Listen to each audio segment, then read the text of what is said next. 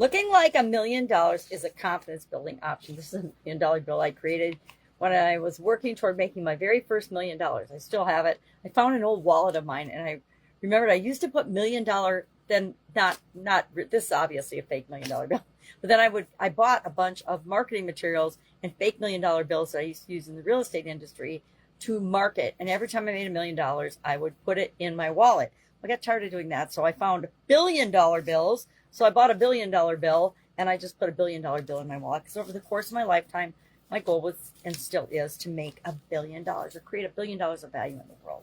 And so I have got these little millions, and I don't do it anymore, but I did. I don't carry it around anymore. I still carry a $1 billion bill around, I admit it, because it reminds me of my lifetime legacy goal. One of them, only one of them. So our idiom for Supersize Your Business today was to look like $1 million. Why look like $1 million? Well, today is my death day. In 2010, I had a sudden cardiac arrest and actually died today.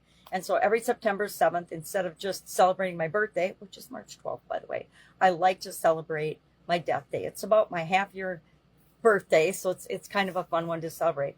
But I'm very grateful to still be here, sharing and talking and growing and learning and loving the people that I'm here to love and care about. And as such, I like to celebrate today. So one of the things I like to do is dress up a little bit. This is a shirt I got at a trade days in Fredericksburg, Texas with my mom. And I love it. It's fun. It's cute. It's kind of romantic.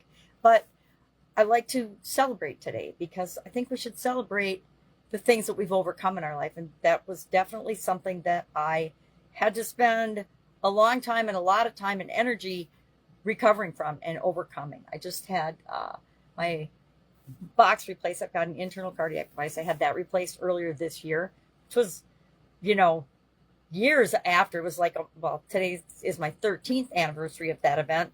So it was at least 4 years past its expiration date. So obviously I'm taking good care of my heart. I'm taking good care of my health.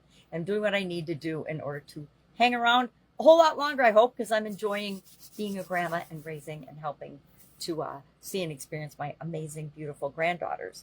So today, our idiom, to feel like $1 million. I talked about different ways we can do that as we're building and growing and supersizing our business. Of course, I shared my shabby $1 million trick. And I think we need to do things like that to remind us, especially when we're having trying times in our business or in our life, that we've got an overarching bigger purpose and reason for being here. And we're moving toward, so all the little things, the hiccups of each day don't bother us as much, because we know that this too shall pass.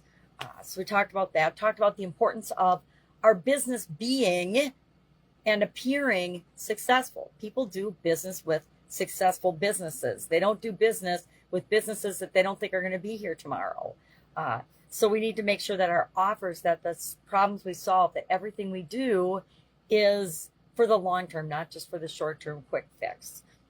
And how we show up matters with respect to our business. We talked about that. Not sure where that idiom comes from. It didn't have a real clear delineation as I was researching the background of it. For this year's annual challenge, the Get Your Goals annual challenge, we're focusing on confidence this month. And the area of confidence, we're working on it. We're doing the SOAP framework. Every month we do the SOAP framework, which is the S, the O, and the A, and the P. I started doing this in 2020, kind of my response to the pandemic. And okay, what are we going to do now?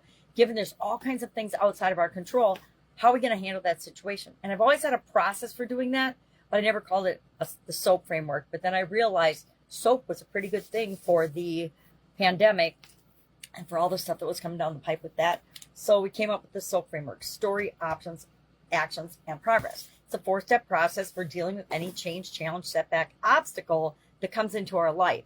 And if we look at the S, the story, what's our current situation? What do we want it to be? That creates a gap that we fill with the O, the A, and the P. Options, today we brainstorm using the 10-3-1 tool.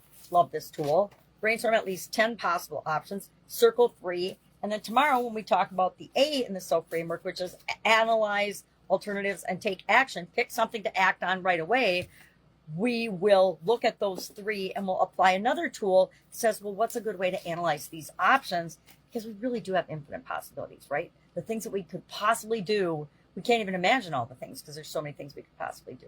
But if we brainstorm at least 10, we're much more likely to get a better action than if we only think that we have one or two alternatives. And then P is progress. How do we know we're moving? How do we know we're closing that gap? How do we know we're moving toward what it is that we want? So we talked about that today. The A, not the A, we talked about the O today in the SOAP framework options. And I brainstormed 10 different options, and I'm working on actually having more confidence in my appearance. And how can I go about doing that? Dressing for success, maintaining good hygiene, eating right, exercising regularly, hairstyle matters. I think I need to seek a professional, and that's another one, seek professional help, etc. And so we're brainstorming 10. I already circled my 3, which was dress for success, hairstyles matter, and seek professional help, because I need help with a lot of things. All right. That's it. That's all I've got today. I'm celebrating and having a great day with my granddaughters. If I can help you in any way, ask. Otherwise, I'll, of course, see you tomorrow.